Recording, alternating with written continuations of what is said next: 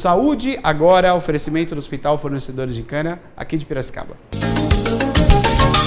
Conosco aqui, Dr. Aladim Gomes Lameira Júnior, chefe do Departamento de Cirurgias Bucomaxilofaciais. Como é que você está? Tudo bem? Tudo bom? Bem. Graças a Deus. Você vai poder participar ao vivo, 2534-1234. Se você quiser, também você pode mandar aí o WhatsApp para nós também. Tá aí o telefone 2534-1234, fazer sua pergunta ou participar conosco também através do WhatsApp 019-9141-1048, né? A gente, para dar um pouco de referência, né, antes de entrar diretamente aí com as perguntas das pessoas que estão participando, slides, né, que o doutor trouxe para nós aqui também. Hoje a estrutura do hospital está preparada para atender, quando se trata da questão do buco maxilar facial, todas as operações, emergências que a gente possa imaginar. Hoje o Hospital Fornecedores de Cana está preparado. Sim, está preparado. Tem uma equipe que fica semanalmente de plantão, 24 horas, sempre que tem algum chamado de trauma de face ou algum tipo de enfermidade relacionada à cavidade oral ou à face, nós somos acionados, a equipe é acionada e fazemos o atendimento, né? Ou de imediato ou programado, dependendo da complexidade do caso que a gente recebe lá. A gente, vale a pena frisar isso, né? Pelo fato do hospital ser aqui em Piracicaba e pelo fato da gente ser cercado por estradas, né? Então, o risco é iminente aí de um acidente, né? Já tivemos aqui e as vítimas são socorridas aos hospitais aqui de Piracicaba, né? Ter uma equipe à disposição 24 horas, são plantonistas, né, de altíssima qualidade para atender e fazer a intervenção necessária, é de suma importância para a cidade de Piracicaba e para as pessoas que vêm para essa região também, né? As pessoas que atravessam o estado de São Paulo e passam por Piracicaba. Piracicaba é uma ilha, né? As pessoas vêm pela estrada 304 e passam por dentro de Piracicaba. Então, saber que o hospital está preparado para isso, operando 24 horas com a equipe, qualquer momento, na emergência, você tem toda a equipe. Hoje, a equipe ligada a esse setor, são quantos profissionais mais ou menos, doutor? Hoje, mais ou menos, são, se eu tiver bem de cabeça com as contas, acho que são uns 7 profissionais. 7 profissionais aí. Olha que maravilha, não? Então, a gente está aqui, né, estamos com os slides aí do Hospital Fornecedores de Cana, né, aqui de Piracicaba também, e com essa especialidade, né, que é a questão da traumatologia bucomaxilofaciais, né. Doutor, quais são os avanços que a gente tem, né, na questão, porque o que entra também, creio eu, é até a questão anatômica, né? Sim. Que a gente tem vários problemas, né, inclusive eu tive um aluno que fez a operação também, voltando no local, né? Ele tinha um problema aqui. Hoje, quais são as intervenções assim que nós temos à disposição para alguns problemas que a gente possa ter nessa região, que a gente consegue já ter uma vida tranquila? As intervenções são bem específicas e variadas, né? Até porque o profissional, para chegar a ser um especialista na área de cirurgia bucomaxilofacial, ele precisa passar por no mínimo 2 anos de treinamento, né? Ou no máximo 4 anos de treinamento. E ele acaba conhecendo todos os ossos e toda a estrutura que está relacionada à face e à cavidade oral. Tá? E aí a gente começa a discorrer o que o bucomaxilo faz, né? Correto. Então ele faz desde atendimentos ambulatoriais em seu consultório ou em ambulatório que, se tendo condições para isso, realiza dentro do hospital, num ambiente ambulatorial, ou em centro cirúrgico, com cirurgias maiores, como essa que você deu exemplo, que chama de cirurgia ortognática, que é a correção da deformidade dentofacial, onde o paciente tem uma maloclusão associado não só ao mau posicionamento dos dentes, mas a um crescimento exagerado ou uma hipoplasia dos ossos da maxila e da mandíbula. Correto. Estamos ao vivo, você pode participar conosco, 2534-1234. Diga, Maria. Olha, a gente tem os slides aqui, né, doutor? Boa noite. Esse é o primeiro, então a pergunta é: o que é cirurgia e traumatologia bucomaxilofaciais, doutor? Como eu tinha já iniciado aqui com o Neto disse, né? Então, a cirurgia bucomaxilofacial é uma especialidade odontológica. exclusivamente odontológica. Então, o profissional tem que ter se formado em odontologia, 4 ou 5 anos, depende de como é o programa da faculdade que ele ingressou. Após isso, ele pode fazer um curso de residência ou especialização. Na verdade, é mais indicado que se faça residência, pelo número das atividades em que esse profissional que está se especializando naquele momento, ele pode ter contato naquele período.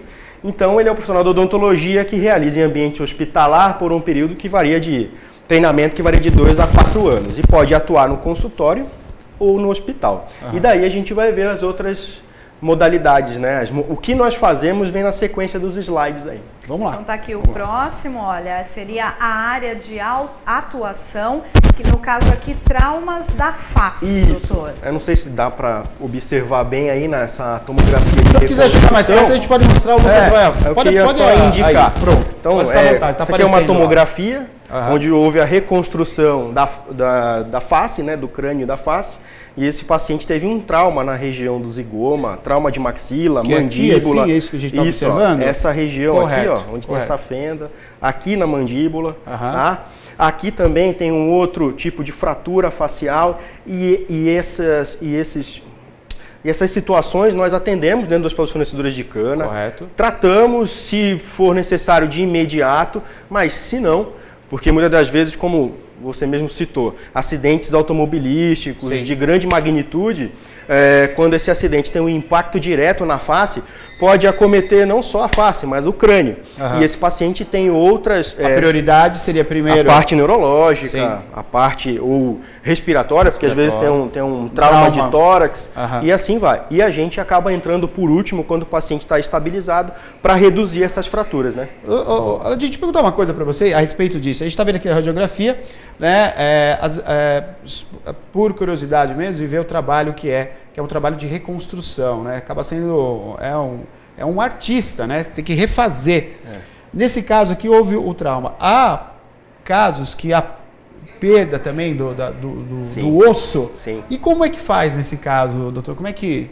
Por exemplo, é como eu sempre falo, dependendo da magnitude do trauma e dependendo de onde esse trauma ele ocorre, onde ele pontualmente ocorre na face, ele pode, o que a gente chama de cominuir a fratura, deixar a fratura em pedaços. Aí fica muito difícil reconstruir, de unir os pedaços. É como se virasse um quebra-cabeça naquele momento. Então, o que nós temos como conduta? Respeitar os pilares da face. Então, aqui a gente tem um pilar que chama de pilar canino, é um reforço ósseo. E ele vai justamente na direção do canino aqui. Você tem um outro pilar que ele faz essa curvatura. Esse aqui, isso, né? Que é o pilar zigomático. Então, quando a gente tem uma fratura, a gente cominutiva, a gente tenta reconstruir nessa direção e nessa direção, dando reforço com a estrutura óssea aí, com placas e parafusos de titânio. Aproxima aqui novamente, por gentileza, Lucas. É que não aparece porque eu só coloquei o trauma, eu não tenho a parte tratada aí. E sim, corta para nós. Ó, doutor, dá para acompanhar ali? Essa parte aqui, ó, que o doutor falou, né? Que são os pilares, né? São os principais. Essa parte ela pode ser substituída parcialmente por algum material, é isso? Isso, é um reforço com placas e parafusos de titânio. Titânio é um material biocompatível ao organismo. A pele vai ficar ok. Isso, né? Fica tranquilo. Até porque hoje a tendência de todos os acessos cirúrgicos, você falou a parte da pele, e é o que muitos pacientes perguntam, né? Se vai ficar cicatriz, se as cirurgias vão... Tratando do rosto, né? A gente tem como prioridade fazer todos os acessos e chegar às fraturas por dentro da boca. Puxa vida, quer dizer, na parte interna. Por dentro da boca. Olha só. É o avanço da medicina, né? A gente tem isso à disposição aqui no Hospital Fornecedores de Cana, né? O doutor, que é o responsável também pelo setor, então traz essas informações. Tem mais aí, né, Maria? Vamos lá, diga para nós. Doutor, então é esse aqui que diz respeito à reconstrução facial. Isso aqui é um esquema, né? Que eu achei na internet, até porque se a gente for colocar algumas fotos de trauma, são fotos fortes, né? Então vai ser muito agradável.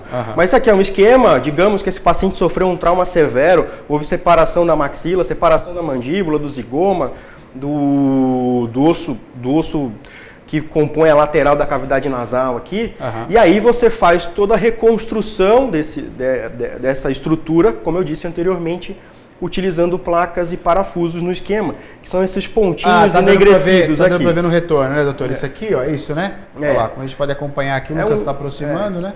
Na realidade não é bem assim, isso aqui é um esquema só para representar. Tá? Tem alguns casos, inclusive, que essas reconstruções são baseadas até, se caso for necessário, repetir um procedimento cirúrgico de um paciente que teve um trauma muito grave e naquela primeira cirurgia não conseguiu uma correção plena.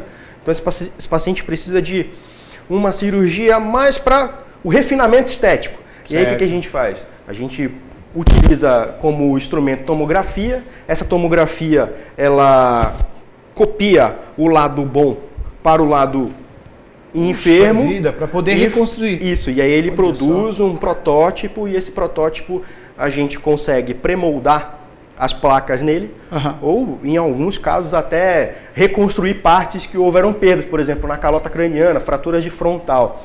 Já tem biomateriais que eles conseguem dar o contorno do frontal e fixar nessa região.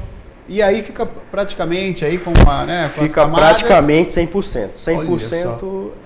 Chegar a 100% é muito difícil, mas pelo menos o convívio social e normal esse paciente vai ter, com certeza. Estamos ao vivo aqui com o doutor Aladim, que é do Hospital Fornecedores de Cana. Ele que é o chefe do departamento de cirurgia buco-maxilofaciais do Hospital Fornecedores de Cana. Doutor, quando a gente vê um trauma como esse aqui, né? O senhor está se referindo, explicando para nós, a gente já vê o grau aí do envolvimento da equipe multidisciplinar Interhospital Fornecedores de Cana, né? Porque quando a gente tem um caso desse, né, um caso que a gente pode, com toda certeza, né, traumático, então a gente tem que ter uma equipe envolvida, né, doutor? Isso. O que você falasse, pontuasse para quem está em casa entender?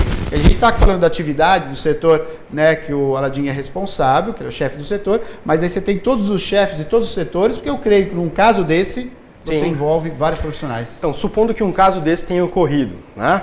Esse caso muito provavelmente vai para a UTI. É um paciente que ele vai ter comprometimento respiratório, em alguns casos aí, comprometimento neurológico. Então esse paciente vai sendo acompanhado pelo neurocirurgião, pelo cirurgião torácico, pela equipe de profissionais que trabalham na UTI, o médico intensivista. Depois que esse paciente restabelece o nível normal, seus níveis normais, né, fisiológicos de saúde ali, a gente consegue abordar. Quando abordamos e planejamos o caso para tratar essas fraturas, a gente tem a ajuda de nutricionistas, fonoaudiólogos, até mesmo fisioterapeutas, para que nos deem condições do tratamento ser um tratamento multidisciplinar, como você falou, e o resultado ser o melhor possível, né? Perfeito. Estamos ao vivo aqui, você pode participar conosco, né, tendo uma aula aqui, né, sobre essa questão que o Hospital Fornecedores de Cana, graças a Deus, tem o setor é qualificado com isso, né, todos os profissionais que ali trabalham são palestrantes, trabalham em conjunto com outros hospitais, é uma tecnologia, né, que é ligada com a medicina avançada que o Hospital Fornecedores de Cana fornece para todos nós aqui. Diga, Maria. Olha, a próxima imagem, doutor, diz respeito, então, a doenças e tumores orais ou dos maxilares, que também são casos importantíssimos. Isso. Hoje a estimativa das doenças da cavidade oral, né, os tumores, os cânceres de boca que a gente mais tem falado aí, está em torno de mais ou menos aproximadamente mais de 15 mil casos. Puxa vida. Isso é um dado de 2016 do INCA, do Instituto Nacional do Câncer. E quem é mais acometido é o sexo masculino, né? Os homens têm mais incidência de câncer de boca. Pelos hábitos, uso de álcool, fumo, alimentação, a vida que não é tão bem saudável, né? Isso influencia, vocês estavam falando da vovozinha ali italiana. Sim. Então, hábitos saudáveis influenciam na nossa vida, na nossa saúde. Tá? Isso já é comprovado cientificamente, inclusive. Tá? Então, não precisa ter uma carga genética somente para que você tenha... Desenvolva uma doença. Uma doença de câncer. Mas o ambiente que que está em torno de nós, o que fazemos com o nosso corpo, influencia e muito para que possamos adquirir, por exemplo, lesões como essa, que parecem até... Uma afta, né? Uma afta grande. É até uma sujeirinha, mas não é. Isso aqui é uma lesão maligna. Ali também. É uma outra lesão maligna de evolução lenta e que muitas das vezes ela começa silenciosa dentro da face. Olha só. E depois ela eclode para dentro da boca. Tá? Agora, eu queria que você explicasse para nós, doutor, há ainda casos assim que a pessoa ela retarda a procura de um profissional para tentar esclarecer o que é aquilo, vai tratando como se fosse é algo que apareceu, uma pele, um negocinho na minha boca, mas é normal. Ainda há esse retardo de procurar um profissional? Tem sim. Porque assim, tem o medo, a vergonha e muitas das vezes os hábitos que foram adquiridos. Então, o paciente chega no consultório, às vezes a gente fala assim, uma boa orientação que eu vou te dar para a tua saúde bucal é que você diminua o hábito do uso do cigarro. Ih, doutor, é difícil, é uma coisa que eu não vou conseguir largar, que é o cigarro. Então, é uma questão de você mudar hábitos. E os pacientes, às vezes, são reticentes. Também pelo medo e vergonha de expor uma situação como essa. E às vezes pode ser muito tarde, porque uma lesãozinha como essa... Como essa daqui, que chama atenção foi justamente aqui, né? Uma lesão que parece uma afta. Uma lesãozinha como essa, que parece uma afta, ela pode estar muito infiltrada dentro da língua e muito provavelmente já deve ter emanado células cancerígenas para outros lugares. E ele pode ter sintomas, doutor? Tem causador? Tem ardência, dor, em muitos casos aumento de volume, como aquela lá. Em outros casos, dificuldade para abrir a boca.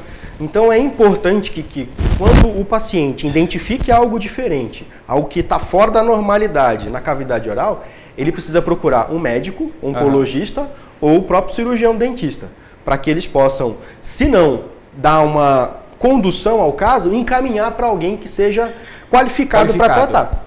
Então, a gente deve realmente observar a nossa língua, né, na hora da higiene, quando for escovar os dentes, olhar mesmo como é que está a questão do aspecto, né, doutor? Isso, um aspecto de todas as estruturas que compõem a cavidade oral. Bochecha, língua, o dorso da língua, embaixo da língua, o céu da boca. Então, é bem importante que o indivíduo fique atento a tudo isso. Correto. Doutor, aqui no caso de uma intervenção como essa, vai ter um tratamento, né? Isso. Junto com, enfim, vai ter uma intervenção aí para tratar multidisciplinar também. Multidisciplinar também. Você vai ter aqui, primeiro, o diagnóstico do cirurgião dentista ou do médico, mas em casos cirúrgicos em que você tenha que remover o tumor, entra aí o cirurgião de cabeça e pescoço também. Olha só. Tá? Porque dependendo da magnitude do tumor, da agressividade desse tumor, se ele for um tumor muito infiltrativo, para outras regiões da cabeça e do pescoço, o cirurgião de cabeça e pescoço ele tem que vai estar presente com a gente também. É interessante, perfeito, doutor, que o meu avô, quando eu nasci, ele já tinha falecido, né? Mas meu pai, que também já é bem de idade, ele sempre conta que meu avô era médico e ele diz que quando eles eram pequenos, o meu pai e meus tios, tinha alguma dorzinha de barriga, alguma coisa assim, ele falava, deixa eu ver sua língua, né? Para saber como é que tá esse aspecto, a cor da língua, que a partir daí ele ia começar a fazer um diagnóstico. Isso é uma coisa que as pessoas hoje abandonaram, esses sinais que o corpo dá. Tá? Tanto que quando você faz a anamnese nos pacientes, você tenta buscar sinais e sintomas. Então esses sinais, que é mudança de coloração de língua, o hálito. Olha só. Muita gente fica, mau hálito é por quê? Porque tá suja a minha boca? Não é só por isso. Não é só por isso. Não é só por isso. Pode ser retenção de alimento? Pode. Pode ser um aumento da inflamação da gengiva por conta dessa retenção alimentar? Pode também. Pode ser a língua que não está sendo bem higienizada? Pode. Mas pode ter problemas estomacais, tá, associados. E isso gera mau hálito. Tá? Boca seca também, porque a boca quando seca, ela diminui sua proteção. Então isso também gera sinais e sintomas, até porque a gente sabe a boca é a porta de entrada do nosso organismo, né? Sim.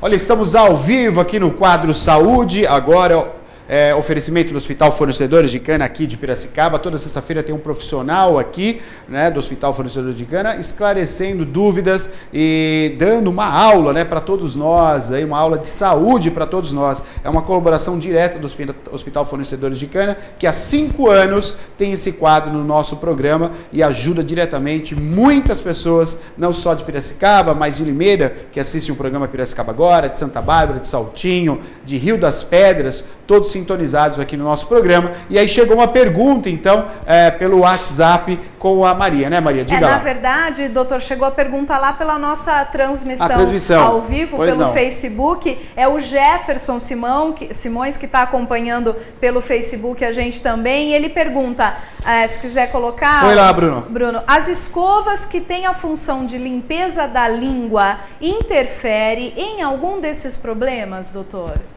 Diminui um pouquinho para a gente poder ler aqui também, Maria, por gentileza. Vamos ver. Eu acho que... Tem que diminuir, está muito grande, só diminuir um pouquinho. Pois não, pode responder. Pois não, doutor. Sim, a escova, ela vai ser um instrumento de atuação mecânica para ocorrer a limpeza da cavidade oral. Uhum. A escova é tão importante quanto a forma como a gente escova. Então, na verdade, ela é um instrumento para que essa forma de escovação ocorra. Então, na verdade, o tempo de escovação, a forma como escovamos, utilizando também, dando atenção para a língua, que no caso, quando você escova a língua, você tem que tirar do fundo para frente, do fundo para fora. Uhum. Tá? É importante. Então, tem escovas para língua, que são escovas que vendem em farmácias, supermercados, eu acho. Sim. E elas são para isso, mas você pode utilizar sua própria escova para isso. Uhum. Tá? Lembrando que você tem que trocar a escova de vez em quando, para que, né, você também não retenha a bactéria lá na escova. Já tem um prazo de validade, né?